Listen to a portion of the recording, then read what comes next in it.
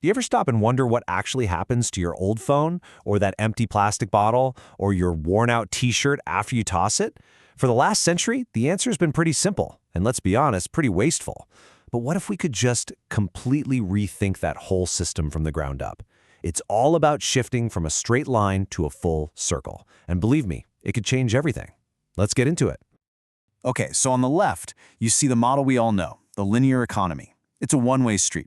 We take resources from the earth, we make stuff, and then we just dispose of it. Simple, right? But it's totally broken. Now look at the right.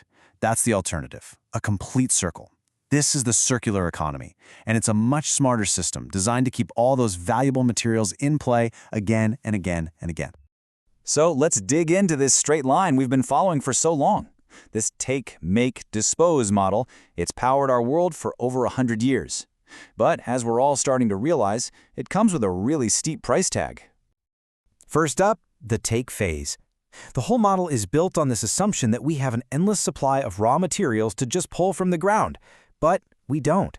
This constant extraction puts an incredible amount of pressure on our planet's finite resources. I mean, the very beginning of this line is already fundamentally flawed.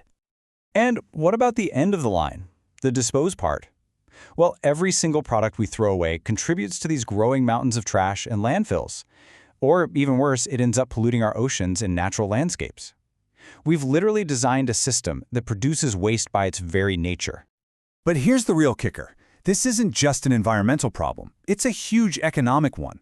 Just think about all the valuable materials, I'm talking about the gold and copper inside our electronics, that just get lost forever in a landfill. We are literally throwing away billions of dollars in resources every single year. It's like burying treasure. It's just crazy. But you know what? It doesn't have to be this way. What if we could just bend that straight line into a loop? That's the beautiful idea behind the circular economy. It's a powerful, practical alternative that finally closes the loop on waste. So what is it exactly? Well, at its core, the circular economy is a system that's intentionally designed to do three really big things. First, to eliminate waste and pollution right from the start.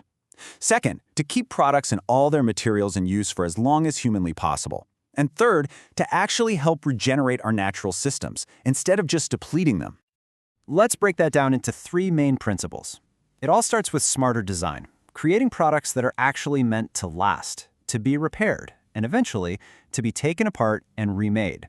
Then, it's about building the systems to keep those products and materials circulating at their highest value. And finally, it's about giving back to nature, actively making the environment better. Now, this all sounds great in theory, but what does it actually look like in practice? Let's make it real. Let's apply these ideas to something most of us have in our pocket right now, a smartphone. Okay, so in the old linear path, a phone is basically designed for the next upgrade, not to be repaired. You use it for a couple of years, and then at its end of life, it probably ends up in a drawer or worse, the trash. But now, look at the circular interventions. At the design stage, we build it with modular replaceable parts. During its use, maybe you lease the phone instead of owning it, which gives the company a real incentive to keep it working. And at the end of life, a take-back program makes sure it's returned, refurbished, or its materials are recovered for a brand new device. See, it's a completely different and way smarter life cycle. And that whole idea of leasing a phone, that touches on a massive shift in how we think about, well, stuff. The circular economy really encourages moving away from traditional ownership and more towards models of access. Things like subscriptions, rentals, and pay-per-use services. This is a game changer because it means companies keep ownership of the physical product, which makes them directly responsible for its durability, its maintenance, and its recovery. Now, changing how we make a single product is one thing, but transforming our entire economy, that's going to require a much bigger blueprint. This isn't something that can happen overnight. It needs a coordinated, large-scale plan. And the good news is, experts have laid out a pretty clear roadmap for this transition. It all starts with phase one, just understanding where we are right now by diagnosing our current waste streams. Then, in phase two, we launch pilot projects to test out new circular models on a small scale.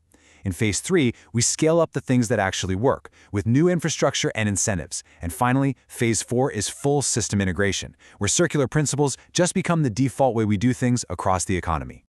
And of course, the big question, who pays for all this? Well, it's a team effort. Funding comes from a mix of sources, including public investment through government grants and green bonds. But a really key piece of the puzzle is something called Extended Producer Responsibility, or EPR. That's basically a policy that makes manufacturers financially responsible for their products at the end of their life, so they have to contribute to the system.